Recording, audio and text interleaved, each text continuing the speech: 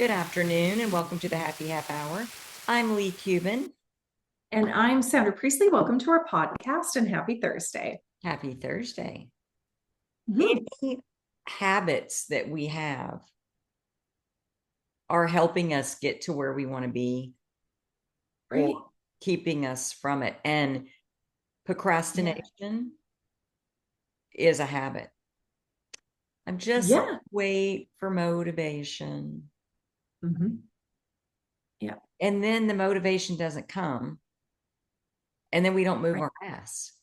And then at the end Exactly. of the day, and nothing's done. And it's like, well, I guess I'll try again tomorrow. No, you will Right. either do it or you won't. Right. Well, and I mean, I'm doing this in the morning. I get up and I'm like, oh, okay, on my to-do list, podcast, recording. And then I kind of prioritize other things. And I think, I like to get all dressed up and I like to do all these things. And maybe I'll do it in the next hour. And I just procrastinate and procrastinate until it's 3 o'clock. And then I'm like, fuck, I'm too tired. I'm too stupid. Like, when you just get like you've made too many decisions throughout the day Yeah. and you got decision fatigue, or I don't know, post afternoon slump. And it just becomes, I don't know. And how much time have you spent thinking about the thing during Exactly. the time that you could have just been doing it? Yeah. If I just got up and fucking recorded it, I could record it from bed. You know what I mean? It's not on YouTube. Just I don't put voice. them on. It's just my voice. So I could be pantsless, with greasy hair, and no one would know. Yeah. Isn't it funny how we justify Oh, putting things on? yeah, yeah. But we all do it in some area. Like Mhm. I was talking to a client about that today. We were talking about his struggles and he has some shame about it. And I'm like, but you have to understand, everyone deals with that same out of control feeling in Yeah, some way or another, but it yeah. manifests differently. So for you, it's this particular outlet that you use to kind Mhm. of help you with it that is hurting you right now. Yeah. But other people have different ways, and some of them are good and some of them are not. But just know everyone deals with the same things. They just manifest in our lives just a little bit differently. I wrote a post the other day, just slightly adjacent to this conversation. I wrote a post the other day and it said, the biggest problem that we have today is the fact that we believe we shouldn't have problems. Mm-hmm. It was something similar to that. I feel like it was better, more eloquent the way that I wrote it. But it is like we think we shouldn't have problems. And then we whine about the fact that we have them, Yeah. you know? But if we just kind of go, and again, like in the 80s, in the 70s and 80s, when we grow up, it was like everyone has problems, life's not fair, get back to school. Like, it's like, Yeah. I mean, our Gen X, we were raised pretty fucking tough, right? Right. And I don't necessarily think that was the greatest. I mean, it was, we probably were raised with a lot of trauma, but we were also raised with a lot of grit. Oh, 100%. We were not taught to roll in shit. Mm-hmm. We probably spiritually bypassed a lot, Yeah. right? Like we bypassed a lot. It was just like, oh, I guess I can't feel that. All right, off to school. Right. I don't feel like I am worse for it. I think there's a couple of situations where I feel that I really felt were traumatizing, probably because I didn't have anyone that was willing to say to me, like, that's pretty heavy. That sucks. Let me phone the teacher and give her shit. Right. But even as I look back now, I'm like, oh, I probably would have not handled that situation any different, and so going through it Except now. maybe the story that you told about it. Right. Exactly. And that's Yeah, one thing we were not taught because we they were didn't not. know. It's not like they had this in their back pocket and said, no, let's not share this piece. They didn't know. Right. But Exactly. as I look at my grandson and all that that baby has been through in his short life, Yeah. and he has, like, he is a resilient kid. And, but I Mhm. know that he hangs on to some of it and tells stories only because it's human nature. Yeah. We're watching a movie the other night, and at the beginning of the movie, one of the main characters' father like takes her to a convenience store and leaves her, like Oh gosh. deserts her at the store. And he's like, Geely, she's not even a teenager. She's a child. She's like Aw. my age. And her dad just left her there. And I said, but Easton, if he hadn't left her there, then she would never have met these people that put her in Mhm. this place that allowed her to become who Yeah. she is now. So, Yeah. as horrible as that was that he did that to her, Yeah. look at what came out of that. I Yeah. hope he heard me. I know. Well, and I think like now, I would probably like even just when the kids were in high school, and their friends would be assholes. I would kind of, or, someone would make a comment about them. And I would sort of say, well, do you like this person? No. Do you like what they have to say about other people? No. Do you want to hang out with them? No. Do you like who they are, though? Like, do you like what they say? No. Okay. So whatever they say about you, then we're not going to take on as truth because we don't agree with anything that they say. So it might as well be the opposite, right? And so I kind of did raise the kids to go, yeah, like you're not responsible for what some asshole says about you, how Mhm. they feel about you, what they, I kind of have had that, which I think wasn't raised with because I don't think we thought that way. Mm-mm. No. I don't think we thought that way. Now, my mom, though, I will say, because of her involvement in Al Anon, Yeah. she would say, nothing that your dad does is reflection on us. She would say that. She had some really good Al Anon sayings Yeah. that I feel I still lean on today, even though I never went to Alateen. I was like resistant. I went to a few treatment centers, but like begrudgingly.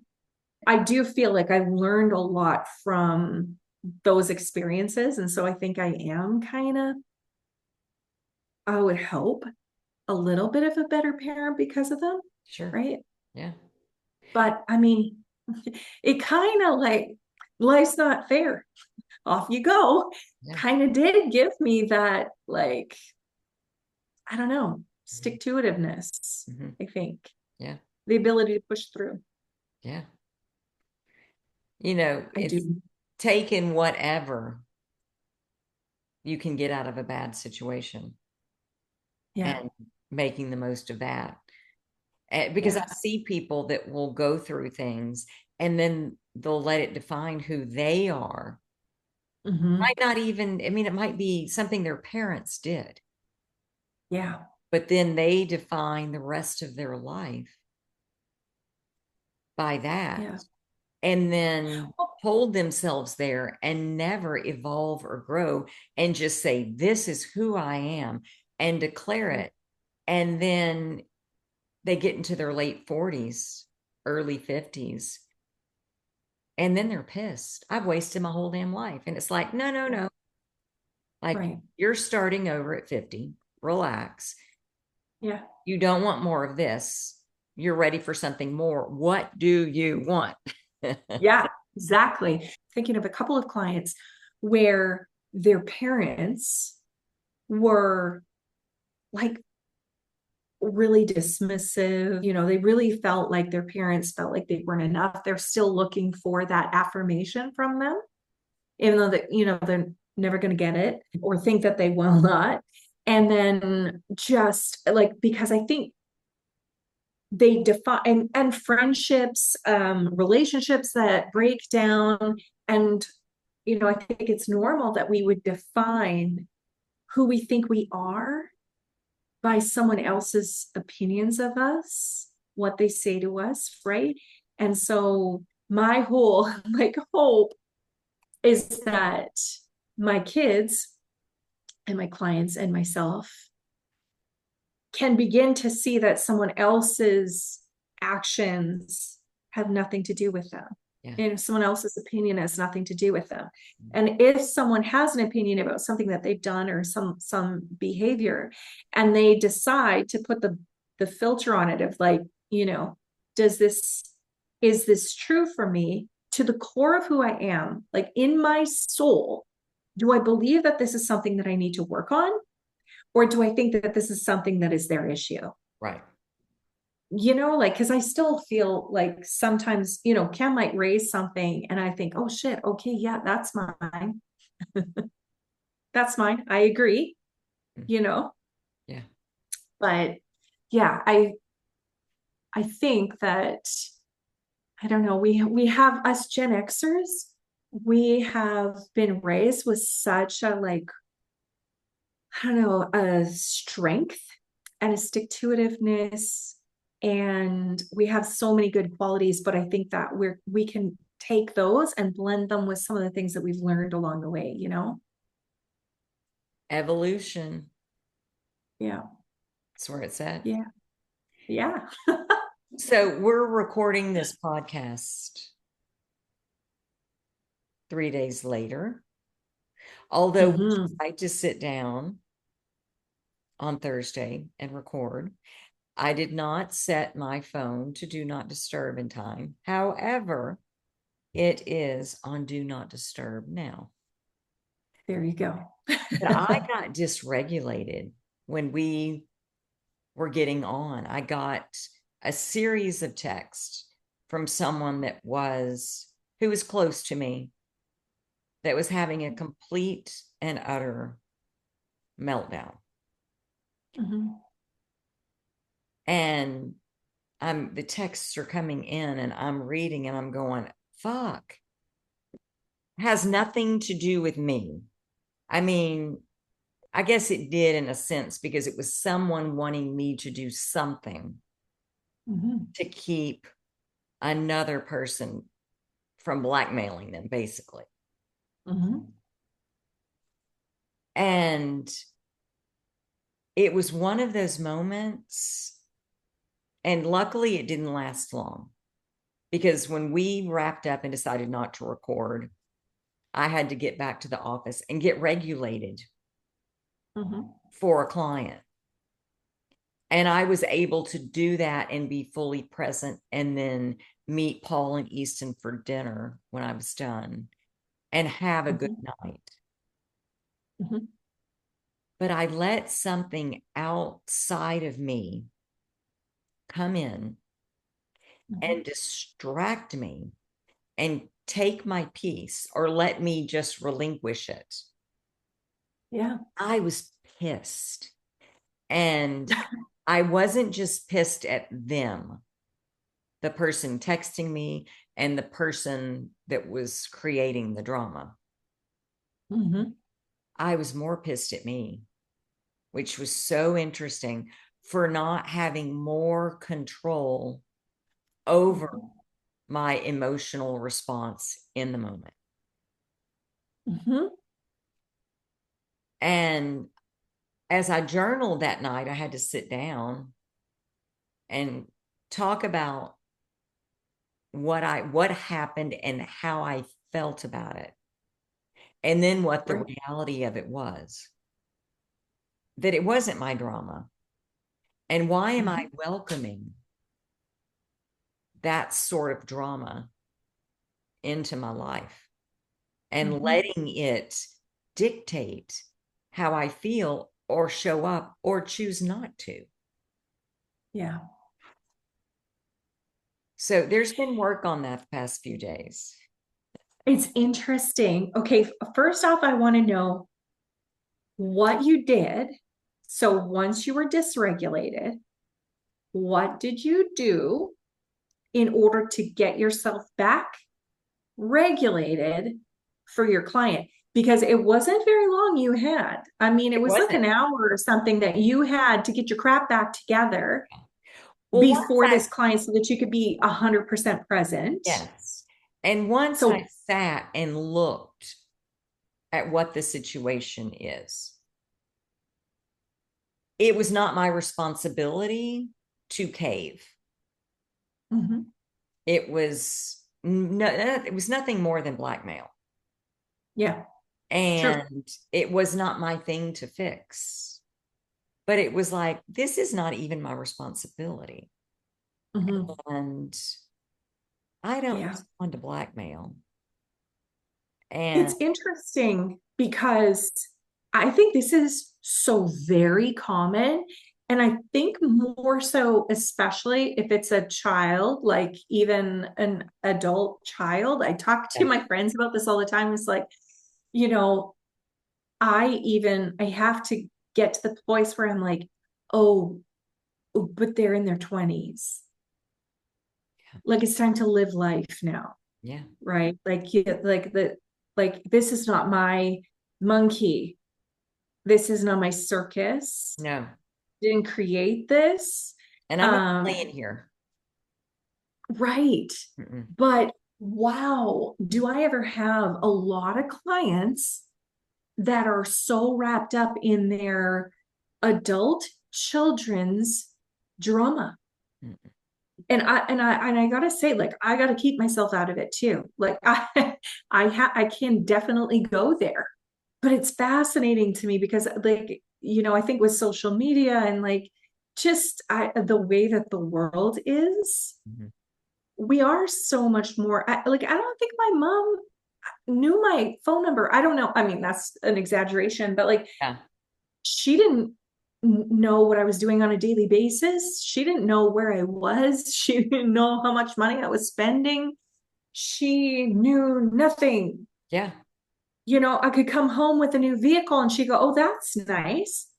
Like I was not thinking about consulting her mhm, at 17, let alone, you know, whatever. yeah. But so I mean, yeah, it's fascinating to me because I do think like a lot of times I will say to my clients, okay, but like so you're overwhelmed and I'll list off because of this and this and this and this and this and this and this. Which of these 7 things has anything to do with you? Yeah. And it will be zero. Mhm, It will be zero. mhm. And then I watch them defend that it's to do with them. But Right, I know. So I mean, you didn't do that, which is amazing. And I try to go, okay, wait, but like, is this my circus? yeah, Is this my monkey? Is I'm this for me to having stuff fix? too. Why am I carrying it if it isn't? Right. And But as I journaled and began to ask, and then, I mean, this was that night, this was the next day of, yeah, what do you want? right. Don't want chaos and drama. Okay, but what do you want? I want peace. Mhm. I want ease. I want flow. I want Yeah, cooperation. yeah. And what does that look and feel like? Mhm. And then looking at my day and my work and my relationships and how all of that really looks, where there's no space for that chaos. So I Yeah, think it was a good thing that it popped up because it really made me hone in on what I want and what I will and will not tolerate. And I'm yeah. just at a point with everything that has happened. My gosh, I think today's day 62 Mhm. since I started my little thing. Yeah. those things are no longer acceptable. And I don't care Yeah. who you are. You've really shifted in these 62 days. Like I see how you've shifted, and it feels to me like you're stepping more in your power. Yeah. Not that you weren't powerful before, but now it's like a badassness. Yeah. Now it's like, oh, no, you will not fucking do this. Yeah. Oh, no, I am not fucking available for that bullshit. Like now it's a different badassedness, I feel. Because I will say, although I felt kind of badass 62 days ago, there was a Yeah. piece of me that felt like a victim in the Mm-hmm. sense that I was stuck in a situation that I did Mm-hmm. not be stuck in. I didn't Yeah. choose it, I didn't ask for it, and I felt as though I had no choice and no control over my life Yeah. in that piece. And Right. that was one of the things that I asked to be resolved. Now, I asked for it in a way that thriving and happy and like it wasn't anything other than I want to see this person living their best life.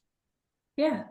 And I want to see this person thriving and well adjusted. Like it was very specific Yeah. and everything exploded. Yeah. And How we're getting there is bumpy as fuck. I did not anticipate the way, but talk about quantum leap. Yeah, it was fast, but Yeah. I just don't have room for that. Yeah. I will not make room for that kind of chaos anymore. I feel, to toot my own horn, I feel like the journaling, I feel like Oh, the journaling is yes. a fucking life changer when you can, and I mean, so like when you can go, dear universe, this fucking sucks. This is how I feel. And you just like dump everything that's rolling around in the back of your head. And then you can release it because the intent is to release it. It's not to roll in it. It's not to just write it out on paper so we can read it and cry.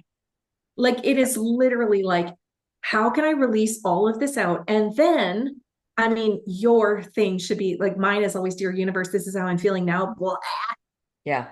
followed by, I release this all now and I choose to believe, or I release this all now. And Lord, what would you have me do? But I kind of like your going, I release this all now. Now, what do I want? Mhm. Like that's kind of the Leigh Kubin Yeah. version. Yeah. It's Cubanized, Yeah. but like it is Because I'm listing so shit I don't want. cathartic, right? You And gotta let it go and release it yes, instead of like just write that out and then sit in it. but If then it you makes write it sense out, to flip it and then go, yes, okay, I don't want these things. What do I want? yeah.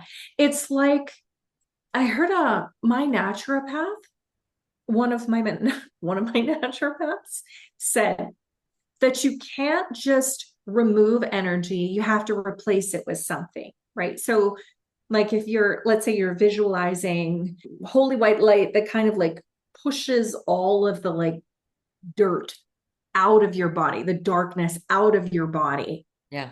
you can't just leave the void there. Mhm. You have to put something back in. You have to replace it with light, with, you know, sparkly glitter or whatever you want to replace it with. And so that for me is journaling. It's like I don't want to just like puke everything out and then go have a sandwich. Right. Like that's not the, it would feel unfinished. Yes. It would not feel good in my body. Mhm. And equally, it wouldn't feel good in my body to just like go over and over. This is how I'm feeling now, blah, blah, blah, blah, Yeah. and then be still in that energy. Like, so for me to just dump it all out, and this is the thing because people will say, that well, I don't want to relive all of the nasty stuff. I don't want to talk about it. I don't want to write it down. I'm like, really? Because you're living it right here, up in your head. It's playing on repeat back here. It is. And when my friend here, he used to say, when you make it known to the universe, when you make it known to the universe, it ceases to be a problem. Mhm. And so for me, when I put it on paper, I'm making it known to the universe. It's like, and when we put something down on paper, it signals the universe to go, oh, she's fucking serious. Okay, she wants to release this all now. Let's help her release it. I just want it out of my head. Yeah. And venting to a friend does not do that, because there's no cathartic spot of releasing it and then replacing it. Well, when you're There's venting to a friend, she's going, tell me more. uh-huh. That bitch did what? Right. I cannot believe she said that to you. And Right. it just feeding it and making it bigger. And then you're like, oh yeah, and get this. Right. And And that's what I like about our relationship, because if one of us is going through shit, and it's not like we don't, yeah. when one of us is going through Luckily stuff, we we'll take go, turns. right, we do. Thank God both of us are not Right. messes at the same time. It's like we'll ask, okay, like, how is this? Like, how do you feel? We'll listen. We're there in the moment. We are like, I go, what? Are you sure? Can I find reasons why this isn't true? Yeah. you know, but once we get through that, it's like we are looking for the gift. Yeah. It's wrapped in sandpaper, Yeah. but we're looking for the gift. We're looking to switch it. We're looking to help each other release it and then focus on, where is the gift? How is this working out? We're processing it in real time, which is like, I feel the journaling does too. Yeah. Yeah. It's like I remember we the have to release it and then reprogram it. yes. The night everything blew up, and I'm texting you going, okay, this just happened. And we're sort of back and forth for 30-ish minutes. Not, I mean, like on and off kind of thing. Yeah. And then you came back with, what if this is the thing that is going to change everything for the Mm-hmm. better? And it was everything that I was like sitting there thinking and feeling like, man, this is a sucky way to get here, but maybe this is the way there. Yeah. And what if all of this is happening for good? Yeah. And I know it is. But Mm-hmm. when you came back with that, it was almost like the universe was going, yes. Like, here's Yeah. confirmation, honey. I don't even remember saying that. So it's possible the universe spoke through me, because, like, honestly, I don't remember saying that, but it is something that I would say, because Yeah. that is what I believe. Yeah. Like, man, when I look back at some of the worst situations that I have been through, I mean, some of them were pretty nasty, Yeah. right? Yeah. I look back and go, wow, what a freaking gift. Yeah. Like, what a freaking gift that was. But hindsight is 2020. I mean, we can look back and go, like, I also look back and think, if that didn't happen, would I have gotten on the right path? Probably not. Mm-hmm. Would that person have gotten on the right path? Probably not. Mm-hmm. Yeah, Yeah. it's interesting, because I try to look, I'm trying to always look for the gifts, right? And I'm sitting there with a big tax bill going, oh, ass puckering tax bill that I had to pay. And I thought, but where's the gift Yeah. in all of this? Yeah. Like, how many ways can this be amazing? With the tax bill. Yeah. Oh, CRA I is think not about thinking I'm going to myself. do her a fucking favor. Like, But I think with so that, fascinating. we're out of time. We're out of time. Thank you, Sandra. This was great. And Thank thank you you. guys for joining us. We'll see you next Thursday on the Happy Half Hour. Bye. Bye.